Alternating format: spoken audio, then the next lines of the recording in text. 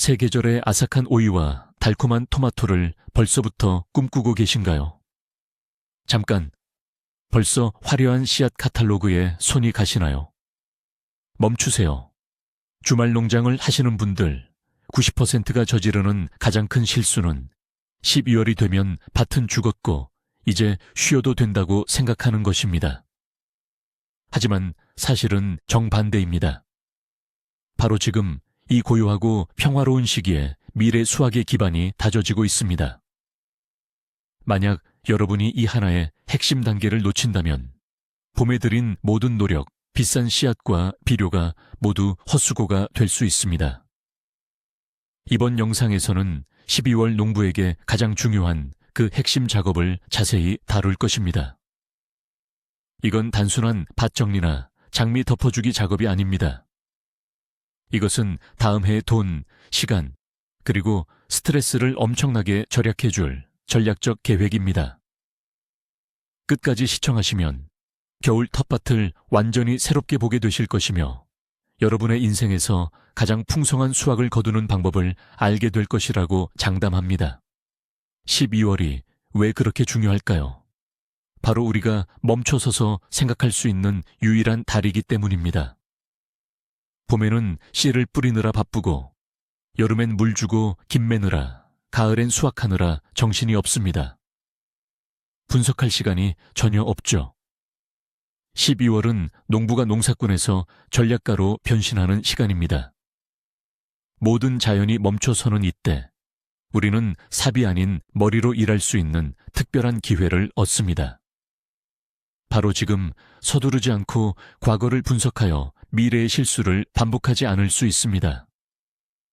작년에 토마토가 어디에서 자랐는지 잊어버리고 같은 자리에 다시 심는다면 병충해와 토양 고갈로 가는 지름길입니다.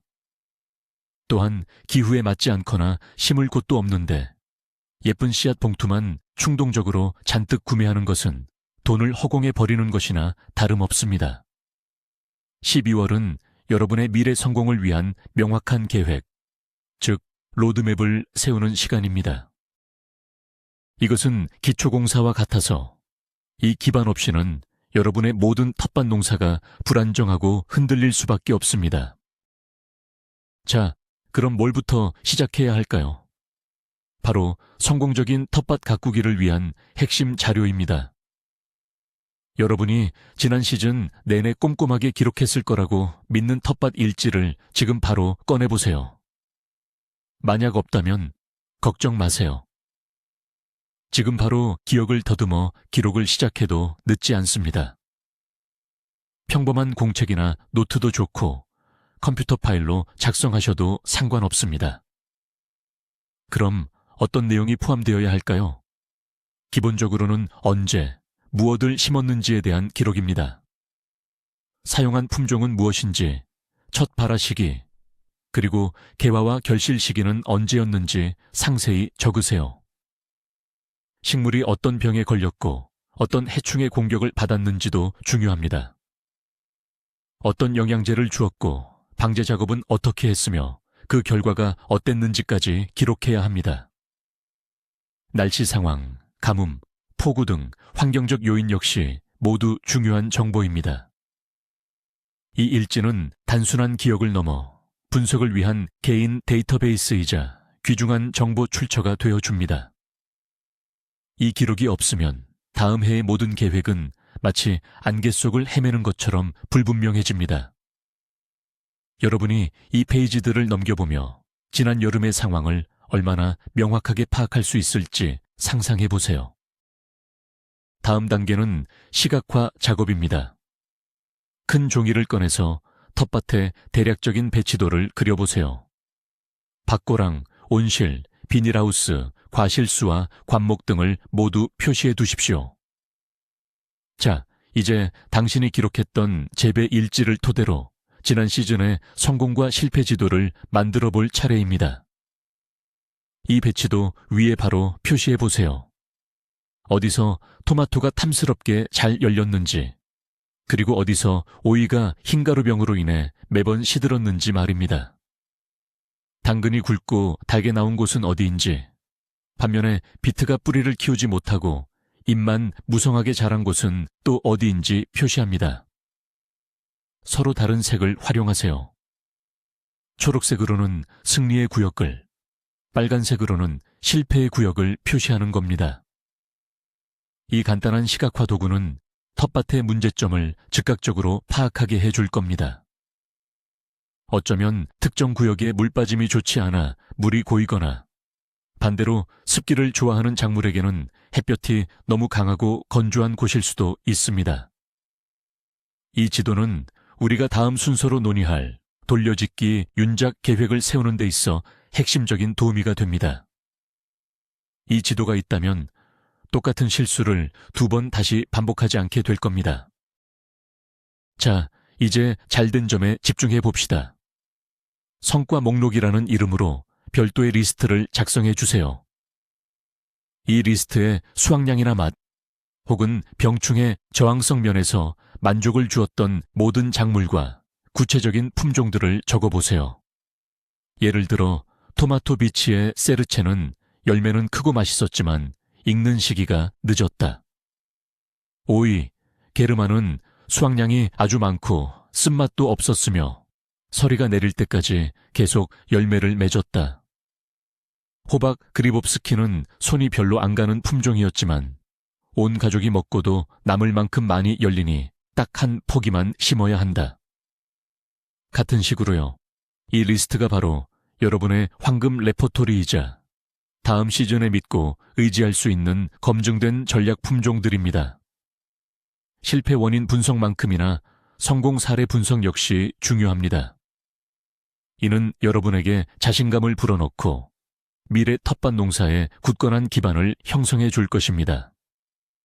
그러니 화려한 그림이 그려진 신규 품종들에 혹하기보다는 바로 이 품종들을 종묘상에서 가장 먼저 찾아보셔야 합니다.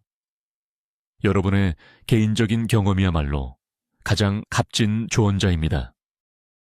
이제 분석에서 가장 중요하고 어려운 부분, 바로 실패 원인을 파악하는 일입니다.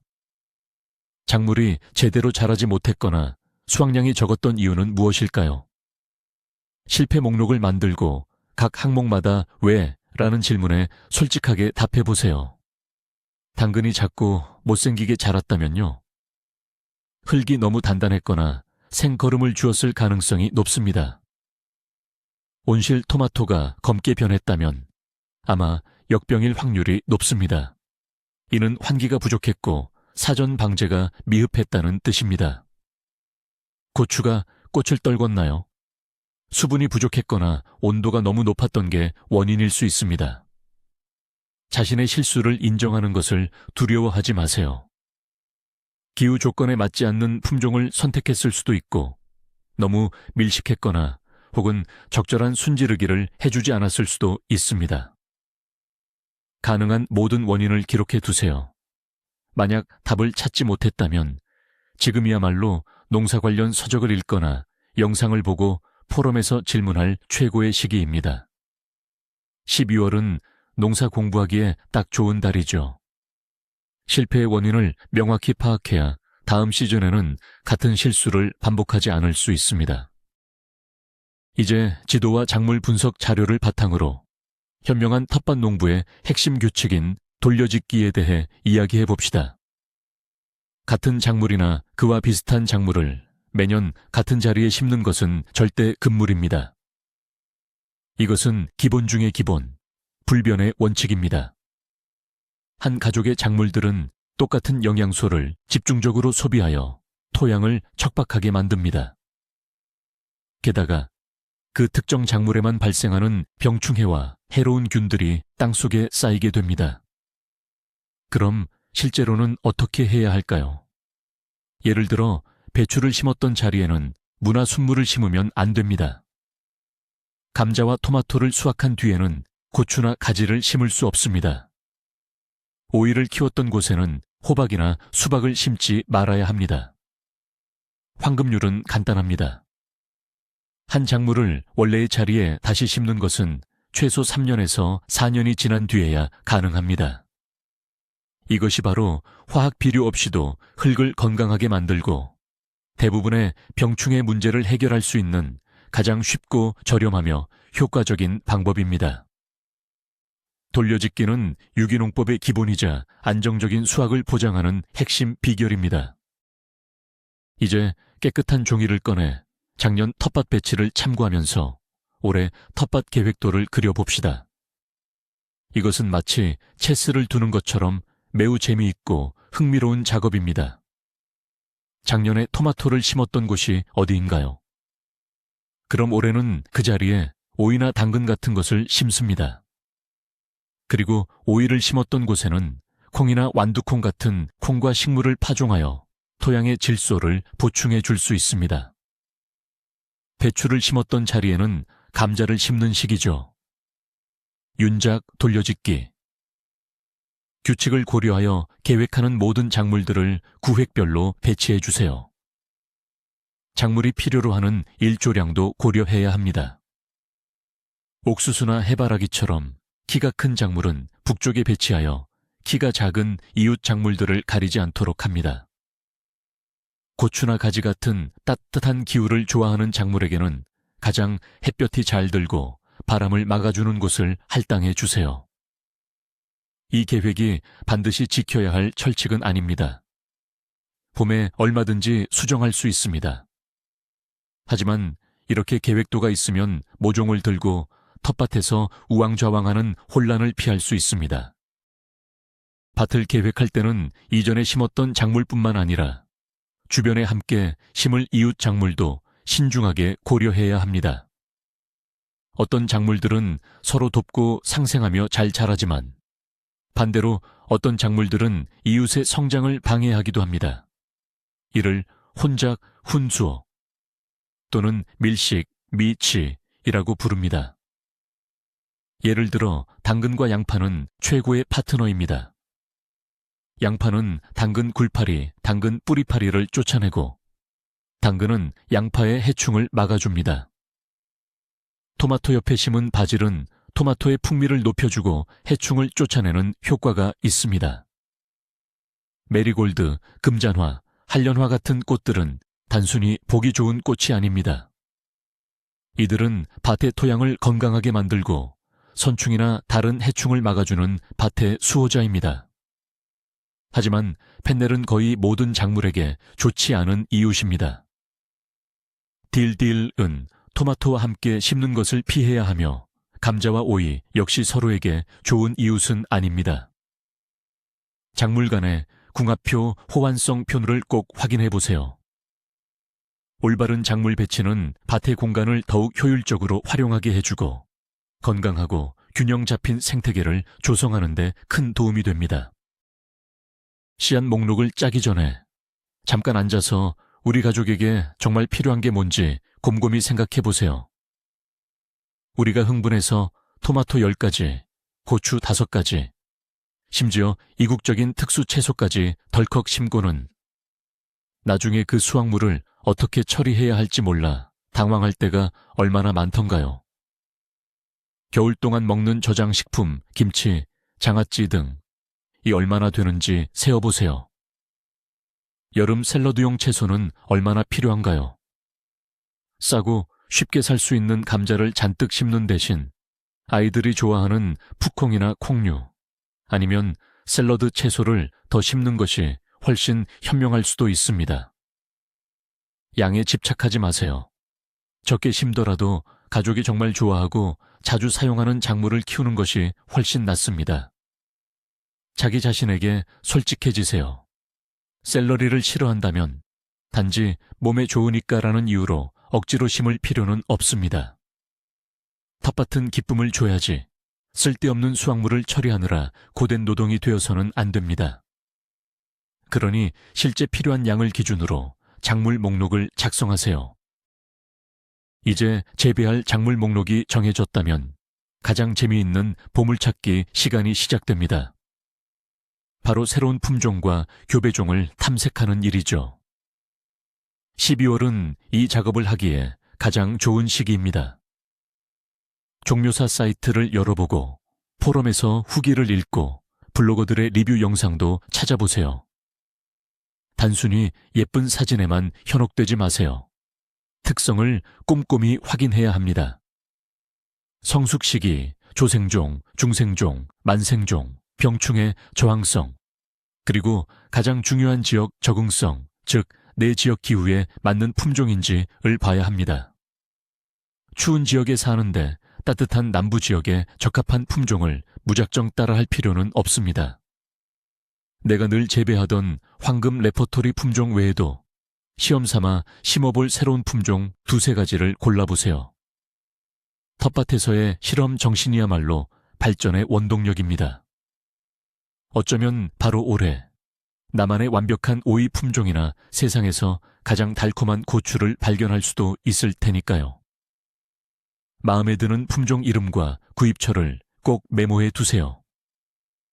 이 과정 자체가 큰 즐거움을 주고 다가올 새 시즌에 대한 기대감과 열정을 가득 채워줄 겁니다.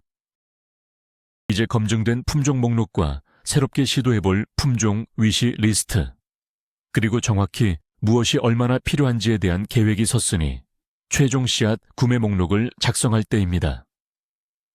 이 단계는 매우 중요합니다. 왜냐하면 다양한 씨앗이 넘쳐나는 종묘상에서 눈이 돌아가 충동적인 소비를 막아주는 방패가 되기 때문입니다.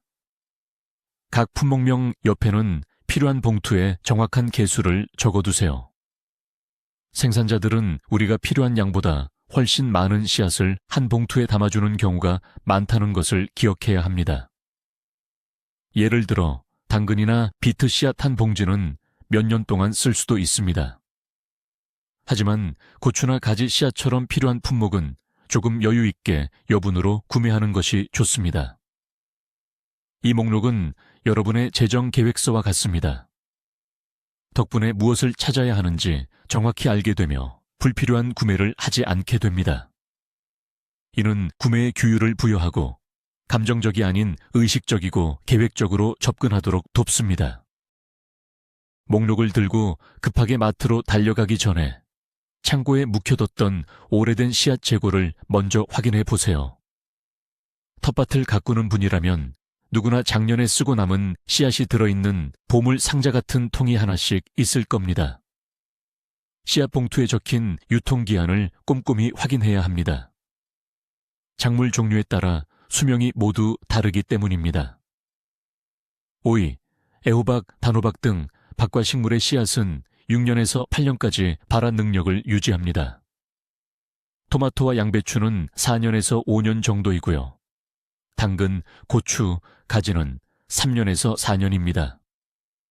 하지만 파스잎이나 샐러리 씨앗은 매년 신선한 것으로 구매하는 것이 좋습니다. 만약 유통기한이 지났거나 발화 능력이 의심된다면 간단하게 발화 테스트를 해볼 수 있습니다. 씨앗 10개를 꺼내서 젖은 키친타월 위에 놓고 랩으로 덮은 뒤 따뜻한 곳에 두십시오. 며칠 뒤 싹이 튼 씨앗이 몇 개인지 세어보십시오. 만약 10개 중 5개만 싹이 났다면 발화율은 50%입니다. 이 경우 파종할 때 심는 양을 2배로 늘려야 합니다. 이 간단한 절차를 통해 여러분은 돈뿐만 아니라 텃밭의 공간까지 절약할 수 있습니다.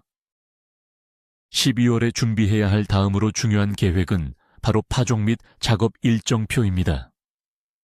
이것은 한 해 농사를 위한 개인적인 시간표나 마찬가지입니다.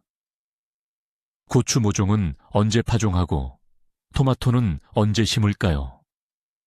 모종을 밭에 옮겨 심는 시기는요? 첫 번째 웃걸음은 언제 줘야 할까요? 텃밭 계획과 심을 작물 목록을 바탕으로 하세요. 각 작물별로 핵심 날짜들을 기록합니다. 파종 시기는 씨앗 봉투나 온라인에서 정보를 얻을 수 있지만 반드시 지역 특성에 맞게 보정해야 합니다. 예를 들어 남부 지역에 거주한다면 파종을 일찍 시작하고 북부라면 조금 늦춰야 합니다. 이 달력에는 파종 작업은 물론 계획된 웃걸음 주기, 병충해 방제 처리, 그리고 작물 지지대 설치까지 모두 포함해야 합니다. 이런 달력이 있으면 봄철 정신없는 시기에 아무것도 잊지 않고 놓치지 않을 수 있습니다. 당신은 전문가처럼 명확하고 체계적으로 작업을 진행하게 될 것입니다. 흙이야말로 농사짓는 사람들의 가장 중요한 자산이죠. 이 흙에 대해 고민하는 시기는 바로 겨울이어야 합니다. 지난 시즌 내 밭의 흙이 어땠는지 분석해 보세요. 흙이 무겁고 진흙질이었나요? 아니면 물이 너무 잘 빠지는 모래질이었나요? 산성인지 알칼리성인지도 확인해 봐야 합니다. 만약 산도 측정을 한 번도 해보지 않았다면 지금이 바로 원예점에서 간단한 토양 테스트 키트를 구매할 적기입니다. 흙의 산도에 따라 어떤 비료와 산도 계량제가 필요한지가 결정되거든요. 토양의 구조를 어떻게 개선할지 계획하세요. 점토질 흙에는 모래, 이탄, 퇴비를 넣어서 개선해야 하고요. 반대로 모래질 흙에는 점토, 퇴비, 그리고 잘 썩은 거름을 넣어줘야 합니다. 토양의 비옥도를 어떻게 회복시킬지도 생각해 봐야 합니다. 화학 비료를 사용할 건가요? 아니면 유기농법의 원칙을 고수할 건가요? 다가오는 한 해 동안 내 흙을 건강하게 만들고 영양을 공급할 계획을 세우세요. 건강한 토양은 곧 건강한 식물, 그리고 풍성한 수확으로 이어집니다. 토양 분석 결과와 심을 작물의 요구사항을 바탕으로 비료 시비 계획을 세우세요. 어떤 시비 전략을 선택할지 스스로 결정해야 합니다. 만약 유기농 방식을 선호하신다면 퇴비, 부엽토, 지렁이, 분변토를 어디서 구할지 미리 생각해 두십시오. 말똥이나 소똥 같은 가축 분뇨를 구매할 계획도 세워볼 수 있으며 대략 필요한 양을 계산해 보세요. 만약 화학 비료 사용을 고려하신다면 어떤 종류의 비료가 필요한지 정확히 파악해야 합니다. 봄의 잎과 줄기의 성장을 돕는 질소 비료 요소, 질산암모늄과 여름 후반기 꽃 피우기와 열매 맺음에 필요한 인산 칼륨 비료, 과인산 석회, 황산 칼륨을 구분해야 합니다. 필요한 모든 품목의 목록을 작성하여 전체 구매 목록에 추가하세요. 이렇게 미리 준비하면 필요한 것을 겨울 할인 기간 등을 이용해 구매할 수 있어 정작 시즌이 시작되었을 때 필요한 비료를 찾아 헤맬 필요가 없습니다. 녹비작물, 즉 시데라트는 흙을 건강하게 만들고 비옥하게 하는 최고의 방법 중 하나입니다. 혹시 가을에 파종하지 못했다면 지금이라도 늦지 않았습니다. 이른 봄에 심을 계획을 세우세요. 눈이 녹고 땅이 조금이라도 따뜻해지면 내한성이 강한 녹비작물인 겨자, 귀리, 파셀리아 등을 파종할 수 있습니다. 이들은 빠르게 녹색 물질을 생성하여 잡초의 성장을 억제하고 뿌리로 흙을 부드럽게 일구며 토양에 유기물과 영양분을 풍부하게 공급합니다. 본 작물의 모종을 심기 전 녹비작물의 지상부, 줄기와 잎이는 굳이 복잡하게 처리할 필요 없이 괭이나 평삭기로 간단하게 잘라 밭의 멀칭 재료로 덮어주기만 하면 됩니다. 어떤 녹비작물이 여러분의 목적에 가장 적합한지 알아보세요. 예를 들어 콩과 식물인 헤어리 배치나 완두콩 등은 토양의 질소를 저장하는 효과가 뛰어납니다. 반면 겨자나 유채 혹은 무는 토양의 병원균은 물론 군뱅이 같은 해충 방제에도 탁월한 효과를 보입니다. 녹비작물을 농작물 돌려짓기 윤작 계획에 포함시키는 것은 건강하고 비옥한 텃밭을 만드는 데 있어 매우 중요한 첫걸음입니다. 12월은 우리가 애지중지 키우는 검은 금인 퇴비 상태를 점검하기 딱 좋은 시기입니다. 혹시 마당에 퇴비 덤이나 전용 상자가 있다면 안을 한번 들여다보세요. 바깥 기온이 아주 춥지 않다면 삽으로 내용물을 한번 뒤집어 주는 것이 좋습니다. 이렇게 하면 산소가 공급되어 부숙 쇼우청 과정이 훨씬 빠르게 진행됩니다. 만약 퇴비가 너무 건조하다면 따뜻한 물을 살짝 뿌려 촉촉하게 해주세요. 반대로 너무 축축하고 썩은 냄새가 난다면 톱밥이나 집, 마른 골판지 같은 건조한 재료를 추가해야 합니다. 이번 기회의 봄까지 얼마나 많은 완숙 퇴비가 만들어질지 가늠해 보세요. 이 정도 양이 여러분의 경작 계획에 충분할까요? 만약 퇴비가 부족할 것 같다면 미리 완제품 상토나 유기질 비료 구입 계획을 세워두는 것이 현명합니다. 아직도 퇴비함을 마련하지 못했다면 겨울이야말로 다양한 디자인을 알아보고 봄에 설치할 계획을 세우기 완벽한 때입니다.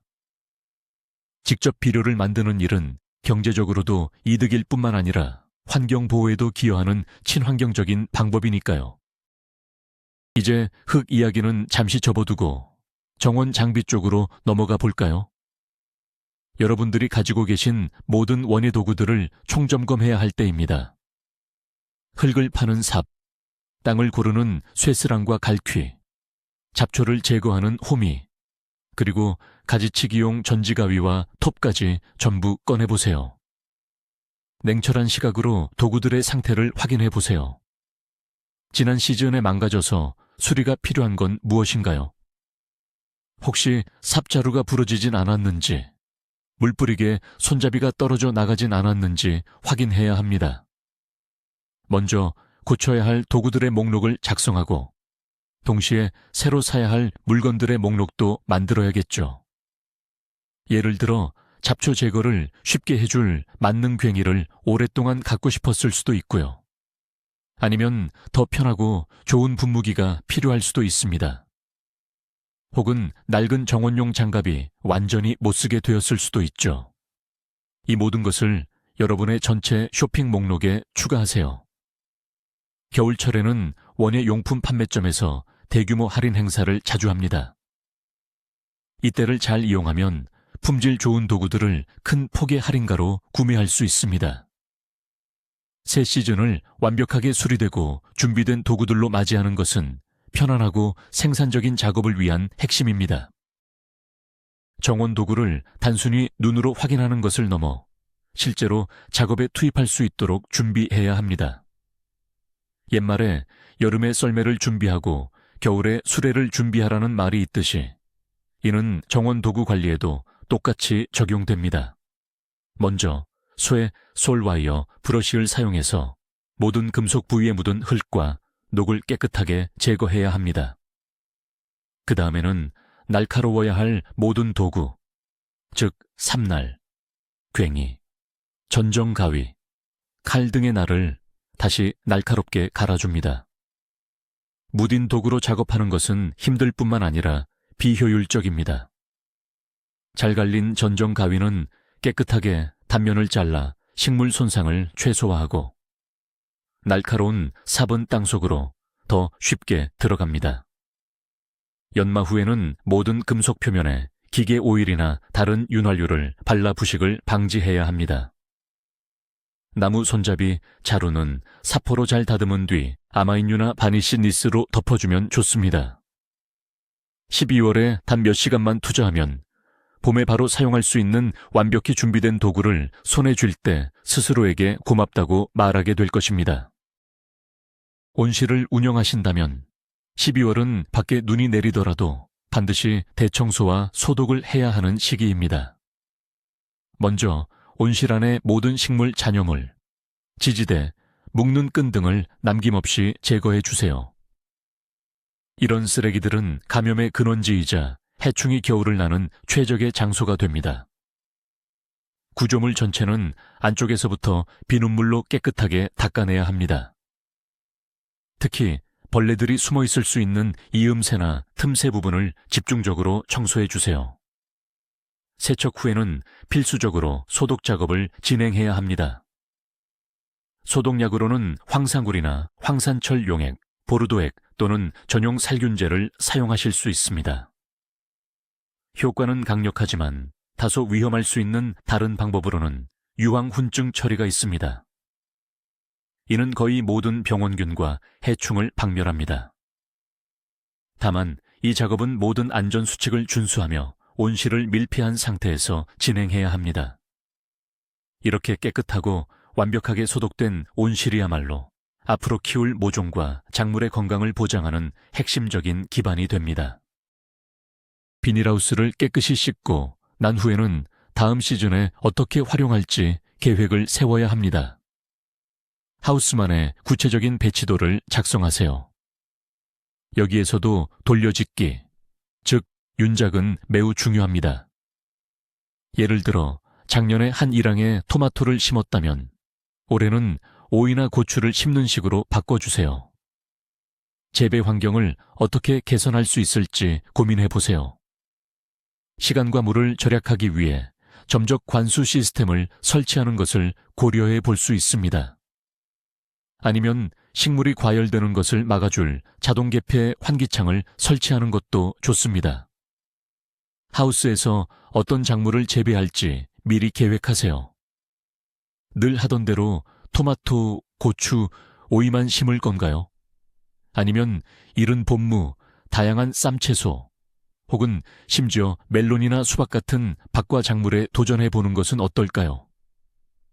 비닐하우스는 실험에 엄청난 가능성을 제공하며 이러한 계획은 바로 겨울에 세워야 합니다. 물은 곧 생명이죠. 그리고 이 물을 밭이나 정원에 어떻게 대주느냐에 따라 많은 것이 달라집니다. 겨울은 지금 사용하고 계신 물주기 시스템이 얼마나 효율적이었는지 되돌아볼 수 있는 가장 좋은 시기입니다. 혹시 물 뿌리개나 긴 호스를 들고 밭 구석구석을 뛰어다니면서 귀한 시간을 낭비하진 않으셨나요? 이제 시스템을 업그레이드할 때가 된 거죠. 아니면 편리한 이동식 릴이 달린 긴 호스를 구매하는 것도 좋은 방법입니다. 혹은 아예 점적 관수 시스템을 설치하는 방안을 고려해 보세요. 생각보다 어렵거나 비싸지 않습니다. 완제품 키트가 농자재 마트나 원예센터에 다 준비되어 있습니다. 점적 관수는 시간과 노력을 절약해 줄 뿐만 아니라 물을 작물의 뿌리에 바로 공급하기 때문에 물 사용량 자체를 획기적으로 줄여줍니다. 게다가 잎이 젖지 않고 마른 상태를 유지하기 때문에 곰팡이성 질병의 위험도 함께 낮춰줍니다. 지금 밭 전체에 파이프를 어떻게 설치할지 도면을 그려보고 필요한 점적기 개수와 부속품을 미리 계산해보세요. 다가오는 봄에는 마치 조립식 장난감을 만들 듯이 설치만 하면 됩니다. 병충해 관리는 텃밭을 가꾸는 사람이라면 누구나 겪는 골칫거리죠. 하지만 성공적인 방제는 약을 뿌리는 행위가 아닌 예방 계획을 세우는 데서 시작됩니다. 지난 시즌 당신의 밭을 괴롭혔던 병충해들을 떠올려 보세요. 진딧물, 민달팽이, 혹은 역병이나 흰가루병 같은 질병이었을 수도 있습니다. 가장 골치 아픈 주요 적들의 목록을 먼저 만드세요. 그리고 이제 각 항목 옆에 예방 계획을 적어보는 겁니다. 예를 들어 역병을 예방하려면 올바른 윤작 돌려짓기, 하우스 환기, 그리고 피토스포린 같은 예방용 약제 처리를 할 수 있습니다. 진딧물을 위해서는 무당벌레를 유인하거나 깊이 식물을 심고 천연 비눗물로 처리하는 방법이 있습니다. 이처럼 나만의 방제관리 달력을 만들어서 전체 작업 계획에 통합하세요. 예방은 이미 발병해서 심해진 질병을 치료하는 것보다 훨씬 더 간단하고 효과적입니다. 식물 보호 계획을 세우면서 어떤 전략을 택할지 먼저 정하세요. 어떤 방법이 당신에게 더 적합합니까? 전통적인 민간 요법인가요? 아니면 현대적인 화학 방제인가요? 두 가지 접근 방식 모두 충분히 유효합니다. 만약 유기농 재배를 지향한다면 마늘이나 양파 껍질, 쇠기풀 등의 천연 추출물 제조법을 익히십시오. 시판 중인 바이오 제제, 예를 들어 피토버름, 비톡시바실린, 피토스포린 같은 제품들도 확인해 보십시오. 이들은 인체와 환경에 무해합니다. 만약 화학 방제 수단을 허용한다면 시장에 나와 있는 제품들을 자세히 살피고 발생한 문제에 대응할 수 있는 침투성, 전신성 또는 접촉성 약제를 선택하십시오. 가장 중요한 점은 사용 설명서와 안전 사용 기준, 수확 대기 기간을 엄격히 준수하는 것입니다. 베이킹소다나 암모니아수 혹은 전문 살균제 앰플 등 필요한 제품의 목록을 작성하여 쇼핑 리스트에 추가하십시오. 위협 발생 시 즉시 대처하기 위해 자신만의 방제용품을 비상용으로 미리 구비해 두는 것이 중요합니다. 12월은 특히 눈이 많이 오는 시기라면 다년생 식물들, 즉 과일나무, 베리류 관목, 장미, 클레마티스 같은 식물들을 돌봐줘야 할 때입니다. 이 식물들의 겨울 월동 준비가 잘 되어 있는지 확인해 보세요. 만약 눈이 적게 오는데 혹독한 추위가 닥친다면 어린 나무 밑동 주변과 장미 덮개, 주변에 눈을 더 모아주는 것이 좋습니다. 눈은 최고의 천연담요 역할을 해주기 때문입니다. 하지만 반대로 날씨가 풀려 젖고 무거운 눈이 쌓인다면 침엽수나 어린 나무들의 가지가 무게 때문에 부러지지 않도록 눈을 털어내 주어야 합니다. 또한 12월은 다가올 봄 전정 작업을 미리 계획하기에 가장 적절한 시기입니다. 사과나무의 수영을 어떻게 잡을지 혹은 베리류 관목들을 어떻게 가지치기 해야 할지에 대한 동영상 강좌나 관련 기사들을 찾아보세요. 심지어 정원에 나가서 봄에 제거할 가지들을 머릿속으로 미리 가지치기 해보는 것도 큰 도움이 될 것입니다. 겨울은 정원에 큰 변화를 줄 계획을 세우기에 완벽한 시기입니다. 어쩌면 오랫동안 새 사과나무를 심거나 라즈베리 밭을 만들고 싶었을 수도 있습니다. 지금은 조급해하지 않고 새로운 식물을 심을 장소를 고를 수 있습니다. 햇빛은 잘 드는지, 바람을 막아줄 곳은 있는지, 기존 나무들과의 궁합은 잘 맞는지 등을 모두 고려해 보세요. 여러분의 지역에 적합한 품종을 충분히 조사하고 사용자들의 후기를 꼼꼼히 읽어보세요. 묘목을 구입할 신뢰할 수 있고 좋은 평판의 묘목장도 미리 선택해 두어야 합니다. 모든 아이디어를 기록하세요. 생울타리를 심거나 포도밭을 조성할 수도 있고 침엽수를 활용한 멋진 장식 코너를 만들고 싶을 수도 있습니다. 모든 큰 프로젝트는 고요한 겨울밤, 종이에 그려진 계획에서부터 시작됩니다. 이렇게 미리 계획하면 식재할 구덩이를 준비하고 필요한 모든 것을 미리 구매할 수 있습니다. 만약 텃밭이 작아서 원하는 걸 다 심을 공간이 부족하다면 수직 텃밭이나 높거나 따뜻한 온상 텃밭을 설치하는 걸 고려해 보세요. 12월은 바로 이런 설계를 할 최적의 시기입니다. 수직 구조물은 벽이나 울타리 혹은 특수 지지대를 활용해 채소나 딸기, 오이 등을 키울 수 있게 해줍니다. 공간을 효율적으로 절약할 수 있죠. 높은 텃밭, 즉 상자 텃밭은 관리하기도 편할 뿐만 아니라 비옥한 배양토로 채워 넣어 작물에게 이상적인 생육 환경을 제공합니다. 그리고 유기물을 기반으로 하는 온상 텃밭은 식물의 뿌리를 따뜻하게 데워주기 때문에 남들보다 일찍 수확하는 것이 가능해집니다. 인터넷에서 다양한 텃밭 구조물 옵션을 찾아보세요. 설계도를 그리고 필요한 재료, 이를테면 목재나 망, 고정 철물 등의 양을 정확히 계산하세요. 그리고 예산 견적을 작성합니다. 이제 완성된 설계도를 가지고 있다가 봄이 되어 눈이 녹는 즉시 건설을 시작할 수 있습니다. 텃밭 가꾸기는 분명 큰 즐거움이지만 비용도 만만치 않게 들어갑니다. 봄이 돼서 갑작스러운 지출에 당황하지 않도록 다가올 시즌에 대략적인 예산을 미리 짜두는 것이 좋습니다. 이 예산에는 씨앗, 모종, 비료, 병충해 방지약품, 새로운 농기구는 물론이고 상자 텃밭이나 관수 시스템 같은 시설 재료까지 계획된 모든 구매 항목을 포함해야 합니다. 인터넷 쇼핑몰을 둘러보면서 미리 가격을 확인해 보세요. 예산이 있으면 지출을 효과적으로 통제할 수 있고 불필요한 구매는 포기하거나 더 저렴한 대안을 찾을 수도 있게 됩니다. 내가 수확하는 작물이 실제로 얼마만큼의 비용을 들여서 얻는 결과인지 정확히 파악할 수 있습니다. 이렇게 현실적인 비용을 알게 되면 냉정해지면서 계획을 훨씬 더 책임감 있게 세우게 됩니다. 어쩌면 비용의 일부를 회수하기 위해 모종을 더 많이 키워서 판매하는 것이 더 이득이라는 결론을 내릴 수도 있습니다. 아니면 할인 혜택을 받기 위해서 이웃들과 협력해서 흙이나 퇴비를 공동으로 구매할 계획을 세울 수도 있죠. 배움에는 끝이 없습니다. 밤이 길어지는 12월은 자기 개발을 위한 최고의 시간입니다. 오랫동안 꿈꿔왔던 원예 관련 서적들을 주문하십시오. 유용한 유튜브 채널과 블로그를 구독하세요.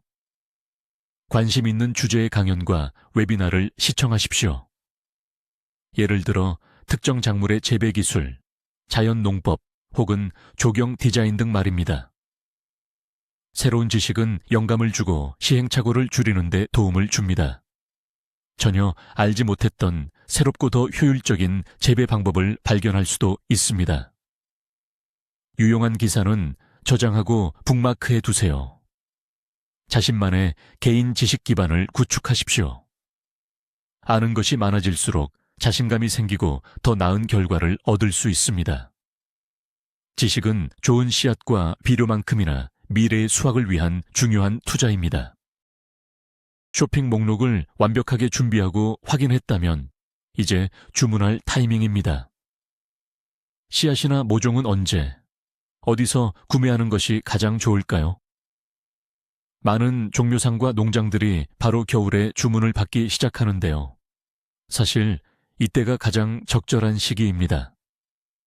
첫째, 아직 품종이 충분하여 봄에 남는 것들이 아니라 여러분이 딱 계획했던 바로 그 품종들을 구매할 수 있습니다. 둘째, 겨울철 할인이나 특별 행사가 자주 열립니다. 셋째, 주문을 미리 받아두면 파종을 시작할 때 완벽하게 준비를 마칠 수 있습니다. 후기가 좋은 검증된 판매자를 선택하세요. 의심스러운 사이트에서 가장 낮은 가격만 쫓지 마세요. 질 좋은 씨앗이나 모종을 사용하는 것이 성공의 50%를 결정합니다. 12월이나 1월에 미리 주문을 끝내면 나중에 겪을 큰 걱정거리를 덜고 편안하게 봄이 오기를 기다릴 수 있습니다. 마지막으로 가장 중요한 단계는 바로 심리적인 준비입니다. 모든 계획을 세우고 목록을 작성하고 씨앗까지 주문했다면 이제 긴장을 풀고 잠시 꿈을 꿔보세요. 미래의 텃밭을 상상해보세요. 가지런한 밭고랑, 무성한 푸른 채소들, 그리고 풍성한 수확이 기다리는 모습을요. 첫 번째, 잘 익은 토마토나 아삭한 오이를 따는 모습을 머릿속으로 그려보는 겁니다. 이런 긍정적인 마음가짐은 정말 중요합니다. 이것이 바로 에너지와 동기부여를 주기 때문이죠. 텃밭 가꾸기는 즐거움을 주어야 하는 창의적인 과정입니다. 12월에 해낸 그 모든 치밀한 계획과 머리싸움은 미래의 즐거움을 위한 값진 투자입니다. 여러분은 모든 것을 계획했고 준비를 마쳤습니다. 이제 양심의 가책 없이 푹 쉬면서 분명 성공적이고 풍성할 새 시즌을 위해 힘을 비축할 때입니다. 그럴 자격이 충분합니다. 자, 보시다시피 12월은 쉬는 달이 아니라 1년 농사를 좌우할 아주 중요한 전략 기획의 달입니다. 단순히 일하는 사람에서 텃밭의 최고 전략가이자 총책임자로 변신하는 시간이죠. 다가올 수확은 봄에 삽질하는 것보다 12월에 연필과 수첩으로 얼마나 잘 계획하느냐에 달려 있습니다. 분석, 계획, 그리고 준비. 이 세 가지가 바로 성공적인 텃밭 가꾸기의 핵심입니다. 지금 이 작업을 해두시면 튼튼한 토대를 마련할 수 있고요. 덕분에 봄에 겪을 수 있는 문제의 90%를 피하고 비용도 절감하면서 가장 효율적이고 즐거운 결과를 얻으실 수 있습니다. 끝까지 시청해 주셔서 감사합니다. 오늘 내용이 새롭고 유익했다면 꼭 좋아요를 눌러주시고요. 저희와 함께 새로운 시즌을 시작하실 수 있도록 채널 구독도 잊지 마세요. 여러분은 12월에 텃밭에서 어떤 일을 하시나요? 혹시 나만의 특별한 계획, 노하우가 있으신가요? 댓글로 귀한 경험을 공유해 주세요.